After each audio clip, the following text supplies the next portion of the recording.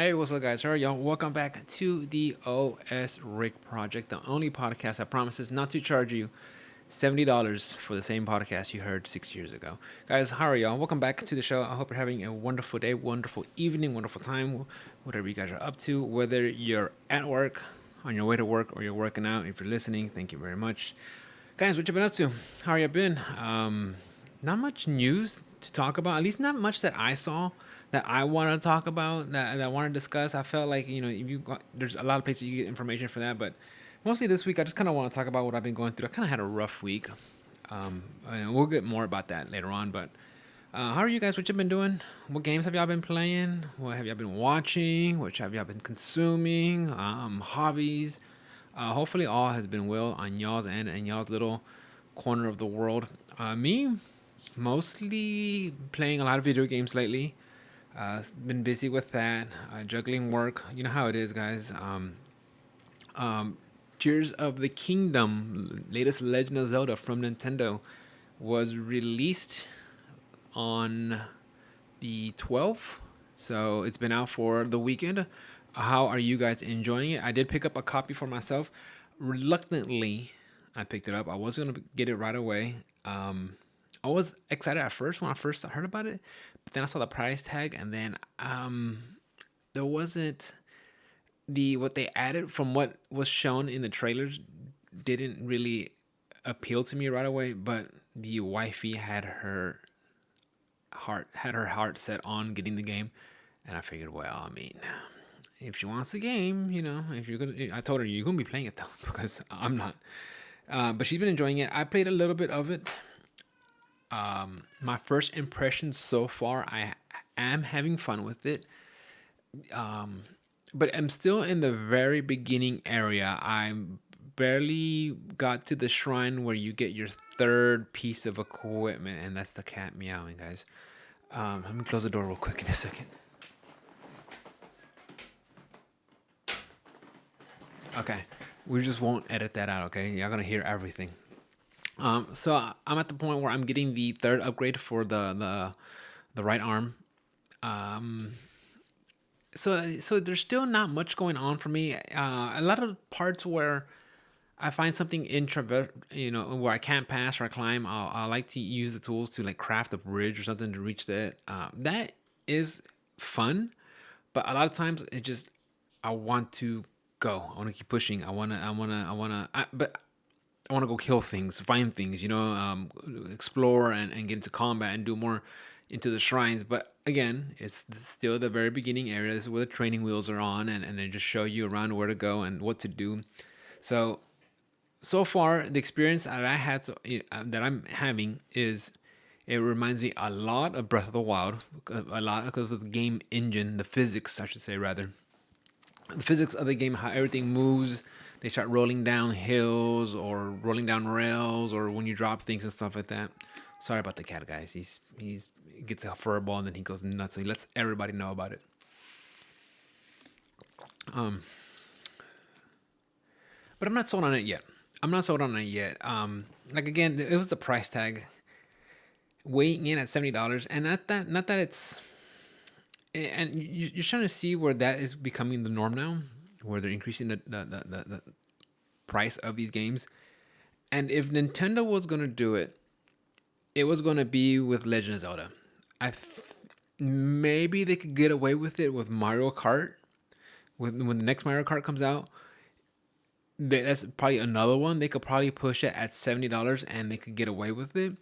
And I think, and possibly a Mario game, possibly. And those two are the maybes. More likely, in my opinion, more likely Mario Kart than the next Mario game. But for sure, Legend of Zelda, they can increase the price and you can get away with it. And I'm telling you guys, I would not be surprised if they have a lot of their business side sales teams just looking at all the numbers and seeing how the sales are. Look, this game is getting a lot of buzz. It's one of those games like I talked about. I remember I mentioned it last week how Xbox has all these game studios, and they're putting out some games, not all, albeit not really good games. Some of them are get on people's radars, but they're not any games that are causing a buzz. Nothing in the subcultures is, nothing's trending on Twitter, or you're seeing videos of people playing the game and their experience with it.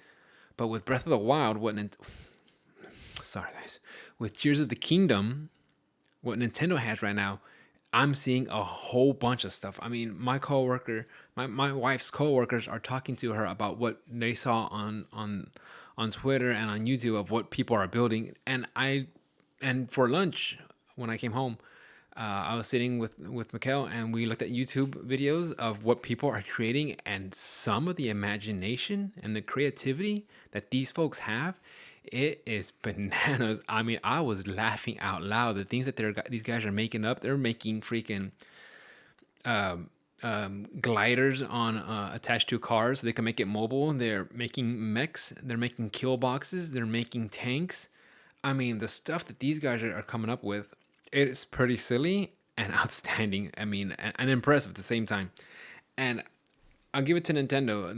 The stuff that, I mean, the development team, they got to be happy with themselves that, like, they're causing a stir, causing a buzz, and people talk about it. I haven't seen any spoilers of the story because everybody's too busy showing off what they can create, and I think that's awesome. But that's not for me. That doesn't appeal to me. I see it looks cool. I want to play the game. I want to get in there. I want to do the dungeon crawling, and from what I've seen so far, it looks like they're going into the shrines. Um, I don't know how temples work, like anything like what they did with the divine beast in Breath of the Wild. So again, I still got to play more of the game, but I'm still gonna. And my first impressions are it's fun, but nothing too crazy for me. That's making me excited. I've seen a lot of stuff, but that's not right up. What I wanted right away. So I'm gonna keep playing it here and there when I get a chance on the weekends maybe. But other games that I've been playing, let's see. I went back to Fire Emblem, Three Houses. Okay. I finished both arcs for the Black Eagles, which I enjoyed very much. I just think if you're getting into Fire Emblem for the first time, like I did, Three Houses I think will be the go-to. Is a really good one to start with. If you have a Nintendo Switch, Three Houses, I have been enjoying that one a lot. When at first I was kind of like wasn't interested in it, but once I saw my wife play and she was able to break down some of the mechanics and how things are done, because there's a lot of mechanics in that game too. But once I was able to get a hold of it and how it plays, I've been having. I really enjoyed it. I finished the story like last year, and then I kind of always told myself I'm gonna come back. But then recently, I think I was just going through my Switch library, and I was like, you know what? I never finished these other. I never. One of the houses, the Black Eagles, it branches into two outcomes. So I did A side. Now I want to do the B side, and now I want to play it again. And do the Blue Lions. So I'm starting another file save with that. I've been enjoying Fire Emblem a lot, guys. I would recommend it compared to Fire Emblem Engage. It's just I don't care for the characters. I don't care for the story. I do believe the animation and the art style in Fire Emblem in Emblem Engage does look better.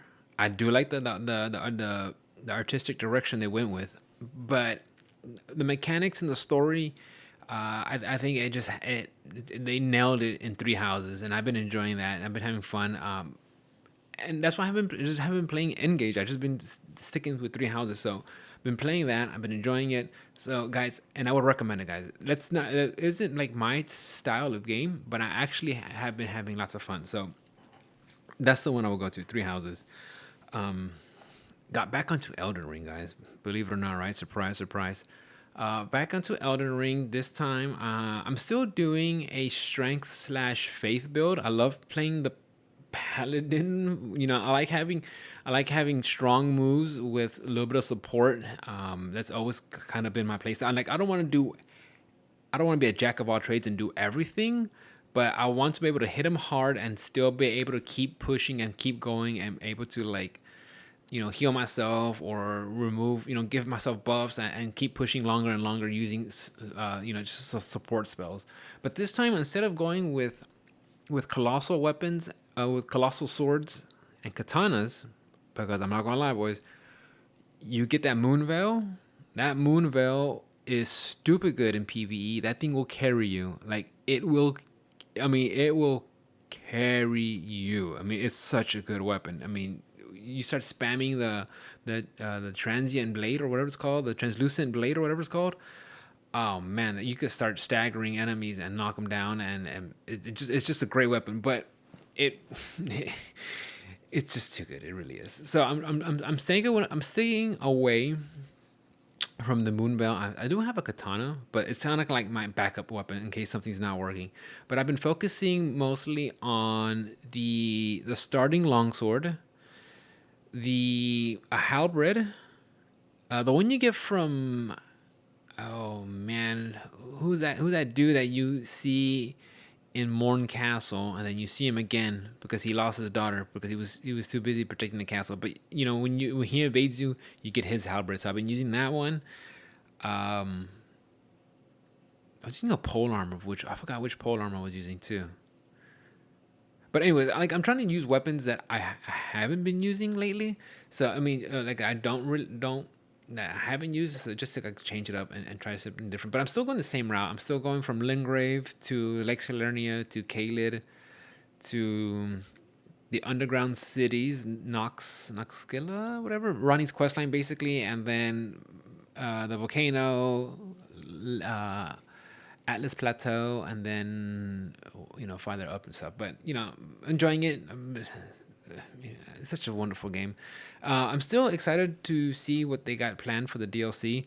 Um, and with that being said, everything that FromSoft has been doing with Elden Ring, and it's not a perfect game. I mean, you guys help me. I've critiqued it too, especially the PC port, where there's some parts where on my PCs when I play, I don't know why, I don't know if you guys get it or not, but every once in a while I get some stutters, and it just really it happens in sometimes it happens in the most inopportune times, and it could just really ruin the experience, and that drives me nuts. I mean, if it didn't have that, perfect game, but the way the track record that FromSoft has been on lately, I'm excited for Armored Core 6. I never played one, but I want this one is gonna be the Armored Core 6 will be the first one that I played, and if it's still slated to come out in August of this year, I'm excited for it. That's probably most likely gonna be a day one pickup for me. I will be keeping my eyes out for the signs of something to look out for and maybe avoid on day one. Whether they're not allowing review copies to go out until the day of, or if they're having performance issue. Well, if the trailer looks, damn it, what's some other signs, guys, that a game is kind of bad if it keeps getting delayed? I mean, I don't think this one's been. I don't know if it's been. No, I don't think this has been delayed. I hope it doesn't get delayed either. I mean, Elden Ring got delayed, but like by a month, so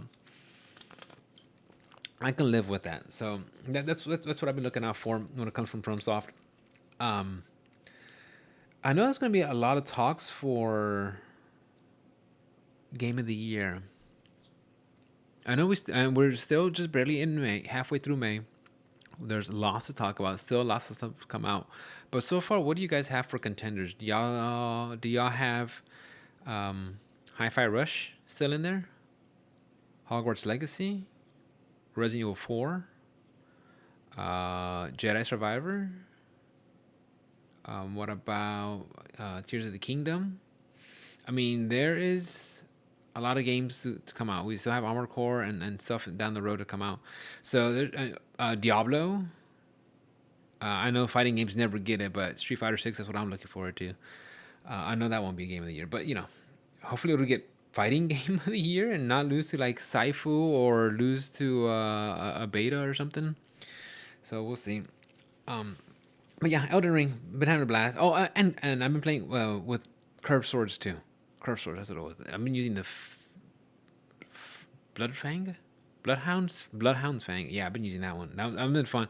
Although it doesn't really fit like the stats don't really fit my style, but I might just change it to like a heavy weapon and put fire on it or something like that.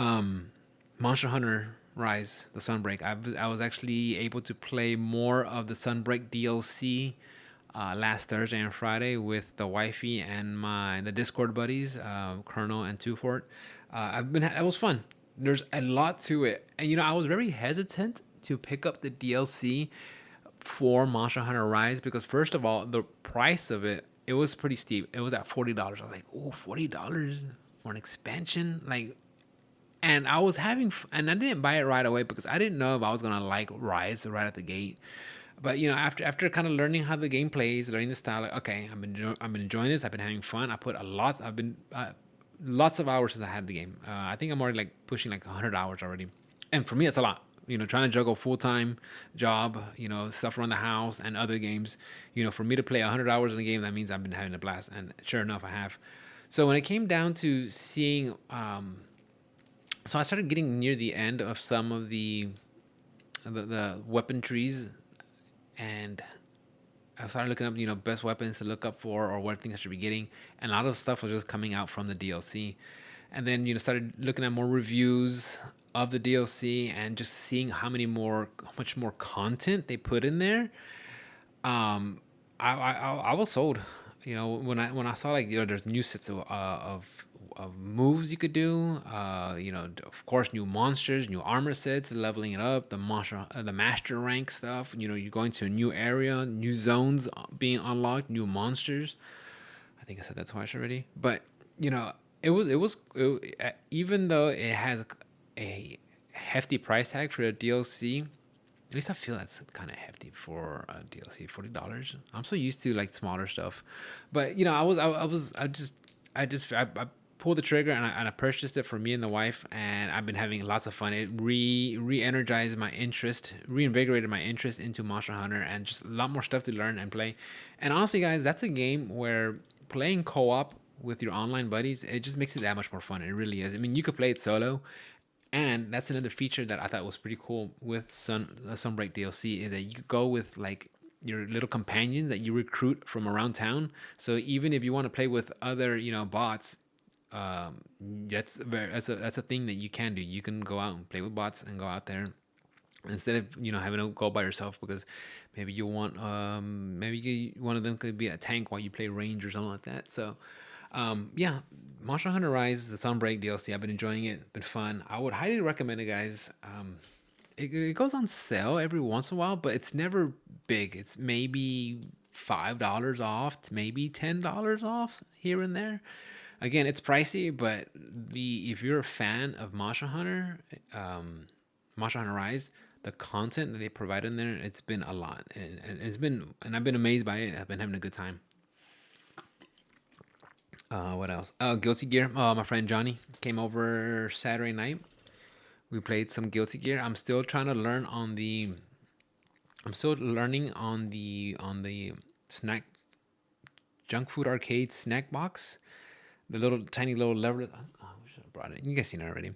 I'm still trying to learn playing on that. I'm reaching floors. I'm hanging out in floors 7, 8, 9. Every once in a while, I might make it to floor 10, but I never stay at floor 10. Once I get there, I get pushed right back down to 9 and 8, sometimes back down to 7, and then 8, but mostly 8 and 9 is where I'm hanging out, and sometimes I go down.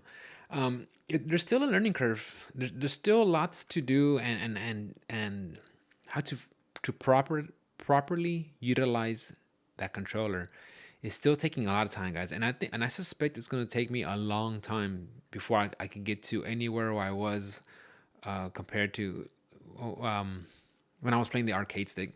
The arcade stick, I started playing with that controller back when the 15-year anniversary of Street Fighter Third Strike, when Capcom released the 15-year anniversary of Third Strike. Oh no, 15-year anniversary of Street Fighter, and I think it was Third Strike and yeah, it'll be that. Third Strike and like Street Fighter 2 Turbo. But that's why I started playing with the an arcade, and it took me a while to transition and learn how to.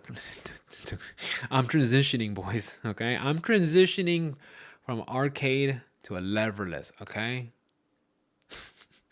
So yeah, you know, I mean, and I've been playing with arcade stick for the longest. You know, from Street Fighter 4, 5, all every other fighting game along the way, and then now going into levelless. And you know, I do get frustrated sometimes because things ain't going the way I want them to, and I know I've talked to other, you know, to to my other friends who are also learning um, leverless, and they say, you know, it's gonna take months. It's gonna take months. Don't get frustrated. You guys just stick with it and just learn it and learn the nuances and know that it's just different. It really is. You know, it's the way you're holding it, the way you're doing your inputs, everything. I mean, even jumping. You know, you jumping like if you want to do a super jump forward, you know, having to go down, up, diagonal forward, and then you want to go into an air dash. I mean, it's a challenge, but and I don't want. I'm not trying to, you know, play a levelist just so I could get like all the advantages of playing a levelist. I want to do it because it's something different. Maybe if I could get proficient at it, I could smooth out some of my rough edges. Because even with arcade stick, there's some things that I have issue executing, and I'm like, you know what? Maybe trying with a levelist, it could help me just work on some of the timings because um, a lot of the overdrives in Guilty Gear, the supers, required to do a half circle back forward, and I'm getting the timing down to just just roll my fingers across and then hit the front, the forward button or the back button, whatever it is, depending on which direction I'm standing. So I mean that's coming out, but it's just having to be really, really because I mean fighting games you're constantly moving, and especially Guilty Gear, right? It tends to be anime games tend to be more on the faster side compared to the traditional 1v1 fighters, and then you even have even faster anime games when you're playing, like Blaze Blue, Central Fiction, or Melty Blood, or BB Tag or stuff like that. I mean those are even faster than, in my opinion, I feel like they're faster, excuse me, than Guilty Gear. And then I and playing with Johnny, we also had a chance to play the Street Fighter 6 beta on PC, and I was trying out. I was bouncing between Luke and Ryu, and there's gonna be a lot for me to learn. Talking to Johnny, he's like, maybe you should just stick with arcade for this game. Maybe you don't need the leverless, but I still want to attempt learning on the leverless because I mean, there's just things I want to learn. I want to learn how to do crouching short into standing jab into down back into 2-1-4 jab for reuse safe fireball. I mean, it's just I just gotta learn and just be more dexterous with my fingers and just be faster. So a lot of that when it comes to the fighting games is learning the leverless. It's still a challenge, guys. Yeah, and it really is. It really is. It's gonna take months before I get there. But if you get a chance to play it, I would say give it a shot. You will at least appreciate the difference and the hard work that it takes to get proficient using that controller. Going on to the Street Fighter 6 beta on PC, I played it a little bit when Capcom had their showcase and they released it on the PlayStation 5 and 4. I played it a little bit on the PlayStation 5. Um, I noticed when I went to the options, and I don't know if I told you guys already this or not, but I remember going to the options and putting in the low latency mode on the game settings. I don't know if it was just because of the refresh rate of that's on the console when it goes to the monitor via the HDMI cable, or just because of the console or my monitor. But I noticed every once in a while there would be just a scan line coming through from the top to the bottom on the screen, and that was just driving me nuts. I didn't like it at all because it was honestly a distraction for me. So when I tried it out, and I played for a little bit, it was fine. So when Johnny came over Saturday, I already had the beta downloaded. I tried it out. We went into the game, adjusted the volume settings, we did some offline matches. But I did go to the options and I turned on the latency mode for the beta on the PC, and I noticed that, and I was keeping my eye out for that scan lines, and it didn't show up. So I don't know if it depends on my monitor that I'm using and having VRR enabled or disabled is gonna make a difference compared on like what kind of monitor you're using. But when I was doing it on PC, and from my PC to my monitor, of course, I'm using a display port cable, which you get higher frame rates. Yeah, you can support higher resolutions, higher megahertz refresh rates. I can look that up. I can look that up, guys. But there was none of that, none of screen tearing. So that's something that I was surprised to see. Playing the game though, playing the game, having it right in front of me in on my monitor, not seeing it through a video on YouTube, not seeing it through a stream on Twitch, not seeing it on second hand via my cell phone or something, or on my art on a monitor TV, whatever, but actually having the game in front of me in the monitor that I'm looking at directly, the game actually looked good. I liked it. I was pretty impressed the way it looked, how it handled. It wasn't. Of course, this is just the beta. Things can change, but the way the background looked, the stage looked, the inputs, the little details, and I know Digital Foundry recently put out a video breaking it down between the different consoles. I haven't seen all of it, mostly because look, I like Digital Foundry, but I mean, if the fighting game mechanics are in there and it could just run at 60 frames, I'm probably gonna be fine. I don't care if there's anti-aliasing on the background of some leaves or something in the background of the stage going. I don't care about that. But yeah, just playing the game, it actually did look good. So I'm excited, especially with next weekend. This weekend, right? Yeah, this weekend they're gonna have the second beta. Well, the second version of the beta coming out with 8 characters. So I'm excited to try that out again. I want to play it on. I'll be playing it more on the PC. Well, we'll be playing it on the PC for sure. But the visuals, guys, I would say seeing it firsthand, and I've said this 100 times before, guys. When I first saw my first reactions to Capcom using the RE engine for Street Fighter 6, I wasn't sold on the hyper realism, the way the characters looked, the models looked. I wasn't a big fan of it. I was certainly preferring the models from Street Fighter 4 over that, but little by little it grew on me, and then actually getting the demo in my hands and on my monitor and seeing it, I'm warming up to it, and especially after playing the Resident Evil remakes and the Devil May Cry 5, seeing what the RE engine is capable of. The humanoid models, the way Capcom is using it, I think they're doing a good job, and the fact that it's their own engine and they really know how to push it and make it the best version of the game.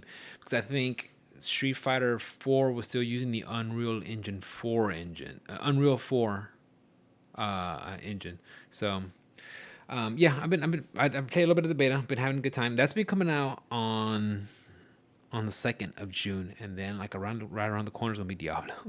So I mean, if you're a Street Fighter fan and a Diablo fan, you're gonna be eating well, 100%, right? Um, what else, guys? Going back to Tears of the Kingdom, The Legend of Zelda. Do you guys think? I know I already mentioned it, that this is the one title that Nintendo has that they can go with $70 and people will be, yeah, get it right away. Do you think that also carries with the high praise that the game has getting? Now, again, I'm still in the training area, in the beginning area where they're holding your hands and just giving the tutorials and the rundown of everything. But do you think this game's getting 96s and 95s and 97s and high 90s and hundreds across the board because it's a Legend of Zelda? Do you think if it was called something else, do you think it would still receive it, or do you think because of the laurels and the of everybody that has been praising it, all those Zelda games before this, that's why it's still getting these high remarks? What are your opinions with that? Because look, there's some games I'm a fanboy of, and I'll say that's a good game, it's great, I like it, and then it won't be till later I'm like, well, maybe it wasn't the best game or something. Um, Do you think that's the issue that's going on right now with Tears of the Kingdom? Maybe, right? I mean, a lot of I mean, Nintendo knows that this is one of the big ones, and there's a lot of fans of Legend of Zelda, so it's very possible to be. And the thing is, guys, you got to remember, Nintendo.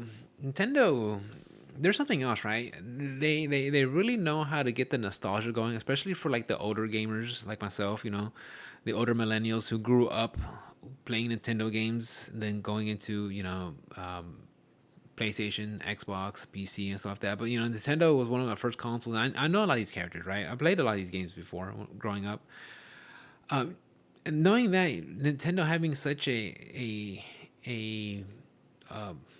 I want to say chokehold, but not really. Having a lot of nostalgia characters and games and people growing up with them.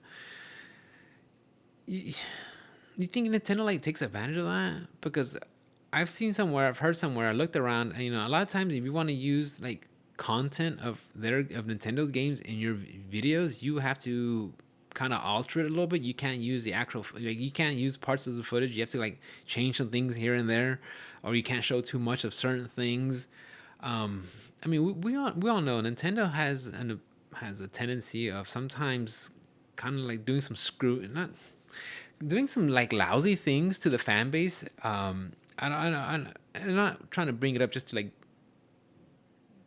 crap all over Nintendo, right? But I mean, we got to remember Nintendo, and there's other video game companies that do it, right? Then it's not just exclusively Nintendo that does it, but Nintendo does some scummy things every once in a while, especially and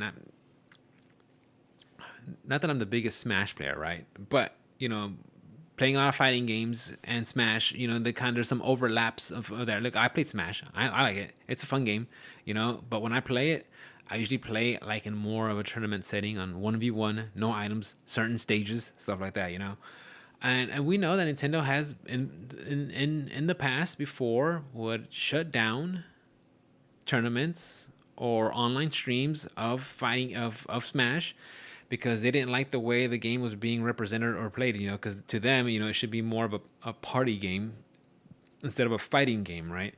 Because Nintendo is very protective of their IPs, and they shut down some stuff before, and they've even when people try to play like on emulators, and I'm saying not saying that emulating games is the way to go, but when you have these games that are not running properly because of the lack of the online features that Nintendo does not want to put or use or implement into their games, you know, sometimes and I'm not giving a pass to emulation, but I could see, look, if people are going that way to play their Nintendo IPs, I could see the reason why they will do that, and Nintendo always cracks down on emulators and stuff like that. I mean, just don't forget, guys, Nintendo, for as many games that they put out and consoles that they put out and then they create and all these nostalgic characters that we know, Nintendo has done some stuff where you just look at them and you're like, man, dude, I can't believe it. You're still doing that, I mean, heck, when I was playing,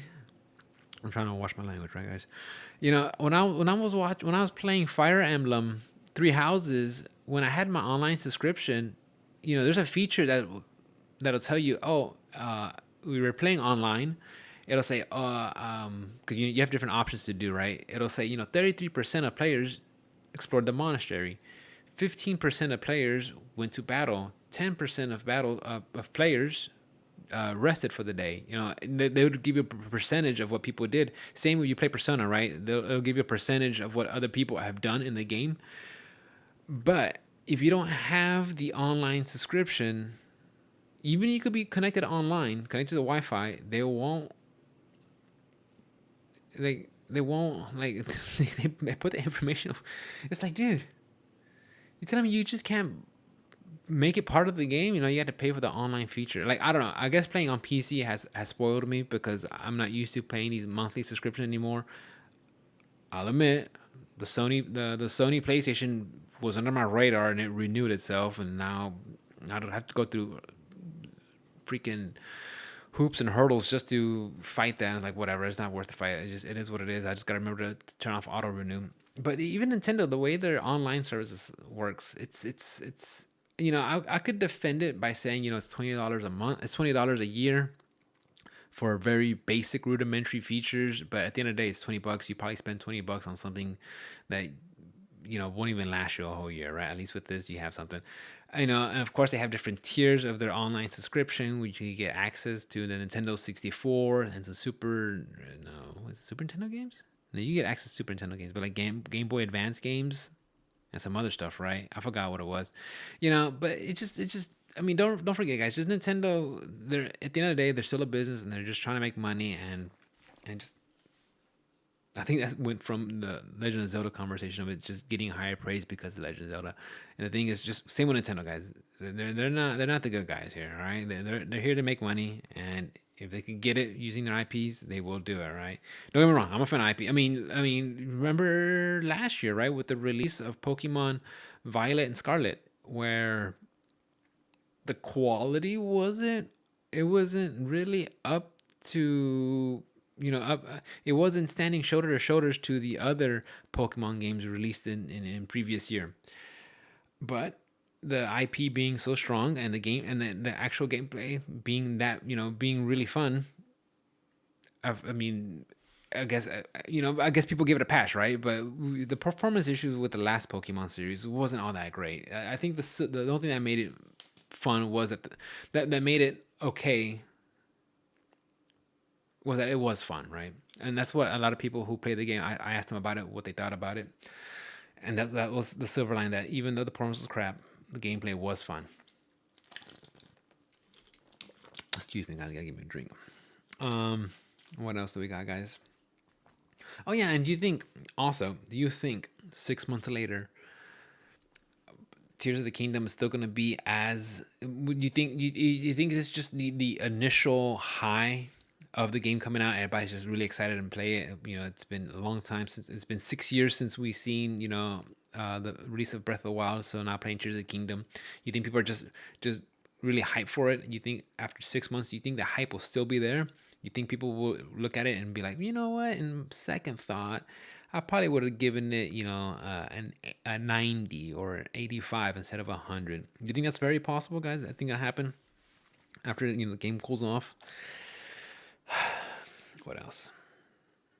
Oh yeah, I was talking to one of my online friends, Fizz, and he said he was playing the Diablo 4 beta. I think they're testing out the servers. Went on over this weekend. What's y'all's impression so far of the game of Diablo, guys?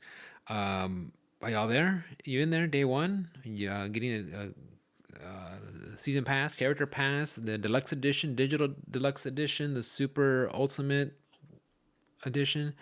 Um, how's this game falling for you guys? Like where's it landing on y'all's radar? Is this something that just super excited for, but looking forward to for a long time? I thought I was excited for it, and then I just keep seeing how Activision Blizzard just keeps doing things, and I just don't know if I want to get it day one. Um, I did enjoy Diablo 3. I had fun with it. I don't know if I get this one right away. I don't know if I get it day one. Maybe somewhere down the road. Maybe one comes down. I mean, as big as IP as Diablo is, we I would bet my I'm not a betting man, right? But if I was, I would say the first couple of days, maybe even week or two, I think there's going to be a lot of issues with the online and servers, and rightly so, right? A lot of games that are highly anticipated, especially online games like that. There might be issues with the servers, the long queue lines, or just make sure you got no rubber banding and make sure connection's good and stuff like that. And hopefully, with this test, they're able to fix that and get that sorted. That way, when it goes into the launch, you get a nice transition into playing the game. But I don't know if this is something I want, but I just don't know. I don't know.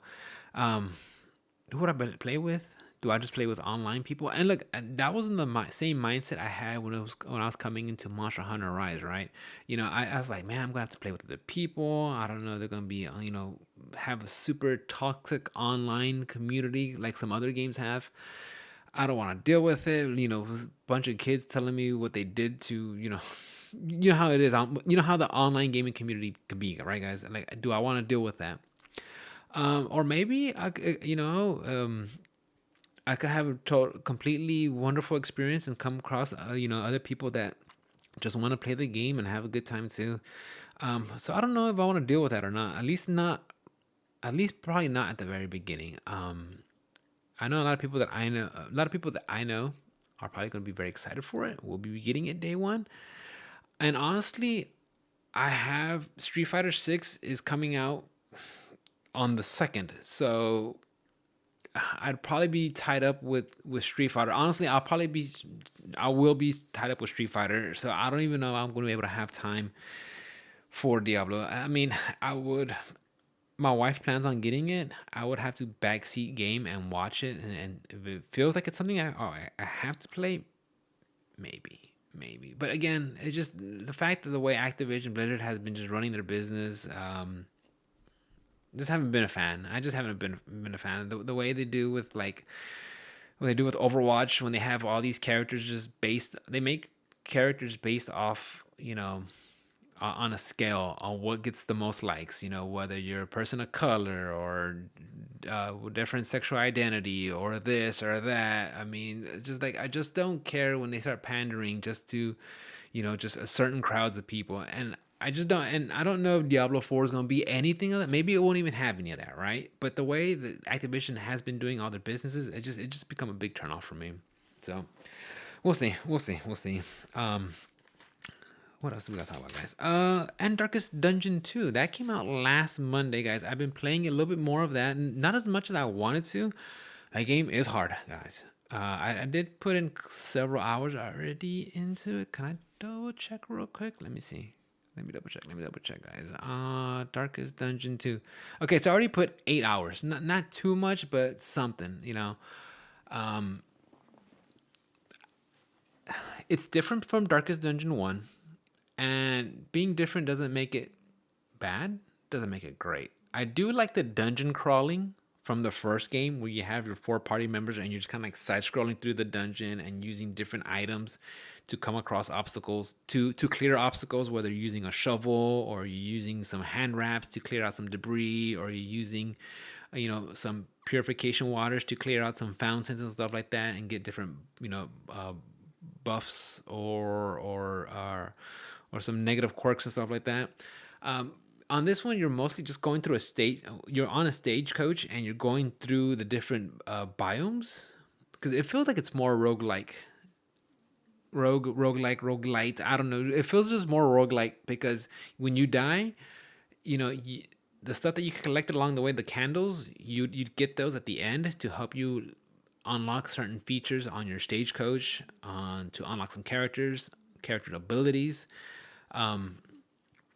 And so you get some of that, and that's what that I do appreciate, because the Darkest Dungeon 1, when one of your heroes died, that once they died, they were dead, they were gone. All that time you spent getting their skills and leveling them up and stuff like that, when they died, it was rough, and that is part of the appeal of the game. But after a certain while, it's like, oh my god, it just became like kind of frustrating. Like, okay, this is not getting fun anymore. Darkest Dungeon 2, yeah, your character can die, but the thing is, you'll get them back at the beginning of the next run, so you can start your new team.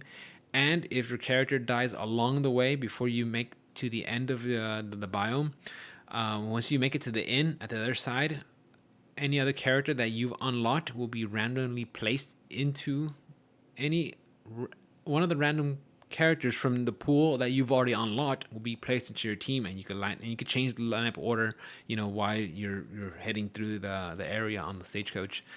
But it's still hard.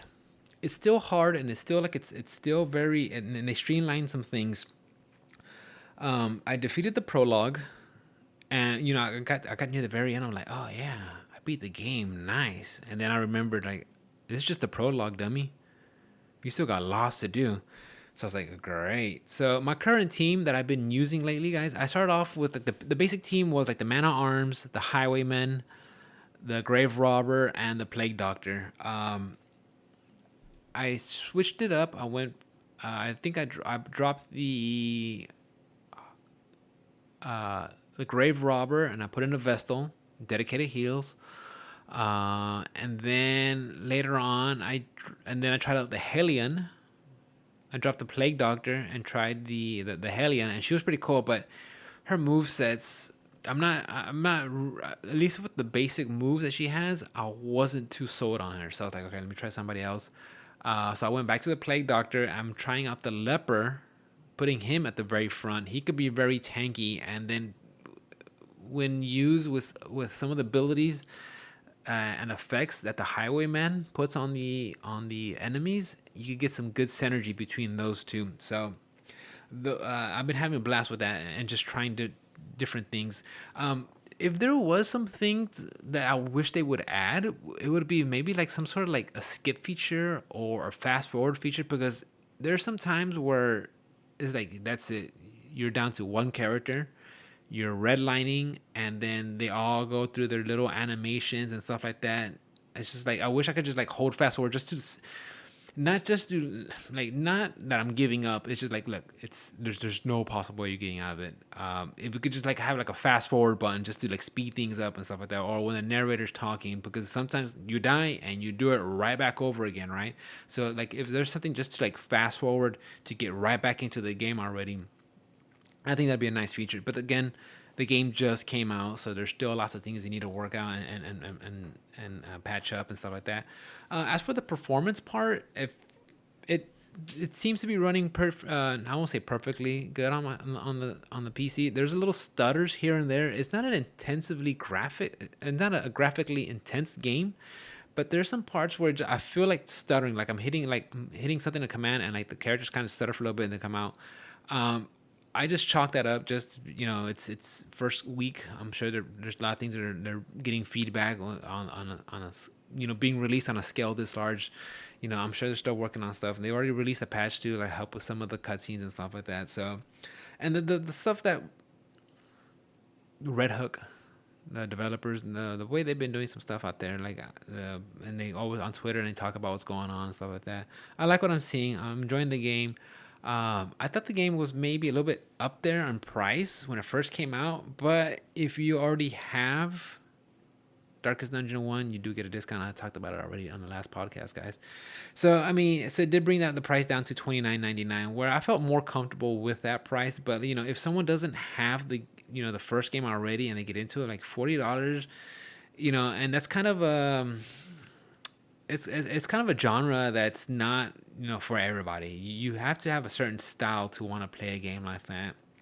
And of course, look, and if you do, I mean, you probably already have Darkest Dungeon 1, and getting a discount is just a benefit, right? But I've been having fun with that game. It's definitely hard, and they streamline some things. The animation, I like it a lot. How it looks, how these character models, how they bounce around between each other, and the way they look. And they added some more things. There's some parts where I'm just like, man, like they really stack it against you, because they could put it where your characters now hate each other or are suspicious towards each other, and if you use a move, sometimes they will strike your character or put debuffs on another character. And like after a while, it's like, I get it. Part of the charm that is hard is that it's hard, but after a while, like now my characters are fighting each other.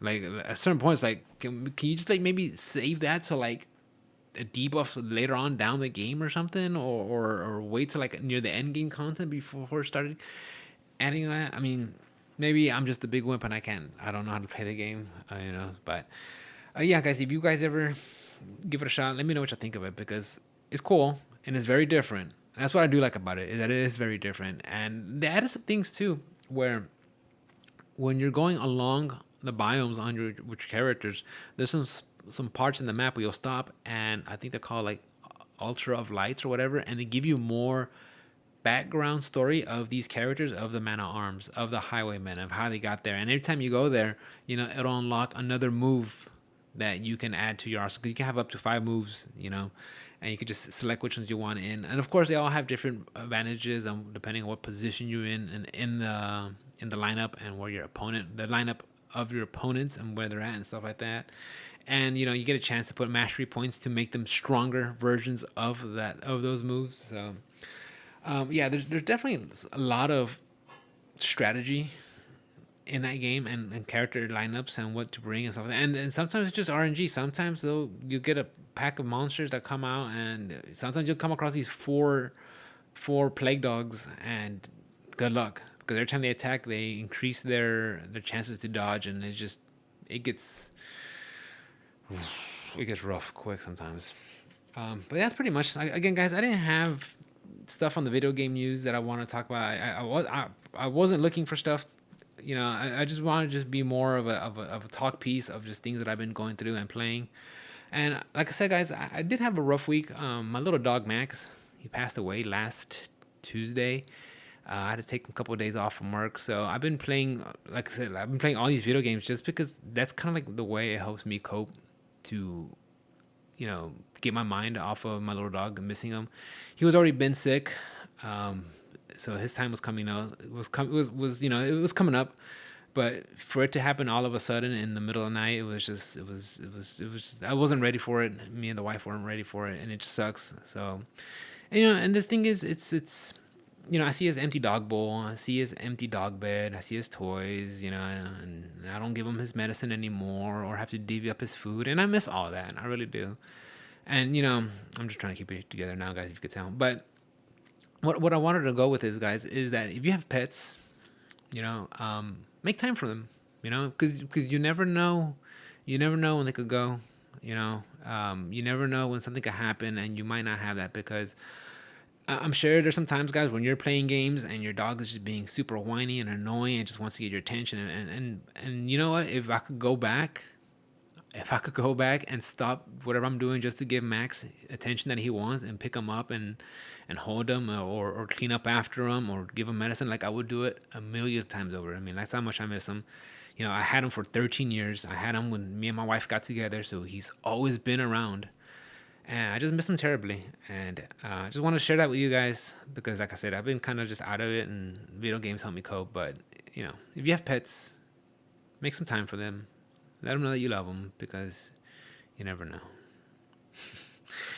Anyways, guys, sorry for being a little downer, but I just want to share that with you guys, okay? Because, like, honestly, I mean, I love doing the podcast. I love talking, but I want to be 100% with you guys. This is what's going on. I want to share and be real, because, I mean, this is why we do it, right? I mean, I love talking video games, but not just only video games, right? With things going on with my life, and just share with you guys, because we're all going through some stuff. We're all going through some. We all have things going on, and we're all human. And just I want to let you guys know that it's okay. It's okay. We're all going through stuff, and that you're not the only one. So, anyways, guys, I'm done for the night. Thank you for listening. I appreciate it. I'll be good. I'll be good. I'll be all right. I just gotta take it one day at a time, and just get over it and stuff like that. But anyway, guys, continue playing video games. Continue having a good time. Remember to exercise, get some fresh air, spend time with your loved ones, spend time with your pets, right? Have a good time, and I love y'all. Appreciate y'all. Thank you for listening, whether it's on the podcast or whether it's on the YouTube, or whether you're dropping by on Twitch and watching me stream one of the random games, the mini games that I'm playing. Again, guys, thank you. I love y'all. Have a good night. I'll see y'all next week. Bye, guys.